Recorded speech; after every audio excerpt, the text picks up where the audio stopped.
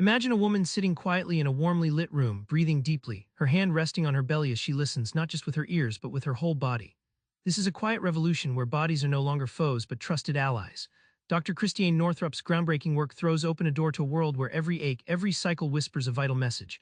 But what happens when you start hearing your body's ancient wisdom? That's the story we're stepping into.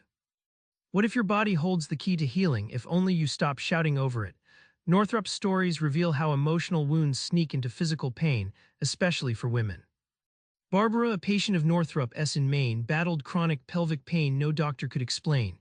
It turned out the ache mirrored her long-suppressed grief after losing her mother. As Barbara honored that sorrow instead of fighting it, her symptoms faded, proof the body remembers what the mind forgets.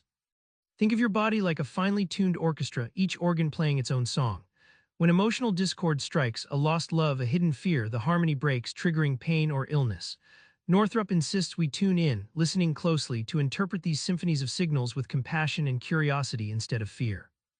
When women learn to decode their body's language, the transformation can be profound. Symptoms stop being villains and start becoming guides. Women like Barbara don't just get better medically, they reclaim themselves, stepping into deeper joy and vitality that lasts. It's not just medicine, it's a personal revolution. Women's monthly cycles aren't just biology, they're a roadmap, an emotional GPS guiding your life's next steps, but most of us ignore the directions. Northrup explains that menstruation is nature's built-in reset button. Take Lisa, a New York artist who dreaded her period's arrival. Once she reframed it as a cleansing ritual, her anxiety lifted and she started aligning big life decisions, like moving across the country, with her cycle's phases rather than against them. Hormones cause mood swings, sure, but they're more like the weather report for your emotional climate. High estrogen, bold and social; low estrogen, reflective and deep. Northrup likens hormones to changing skies. Learn to read them and you predict when to push forward or pull back, just like a seasoned sailor reading the winds. The payoff: women who master their cycles live more creatively and authentically. Lisa found that by syncing her work projects with her hormonal highs and lows, her output soared, and so did her peace.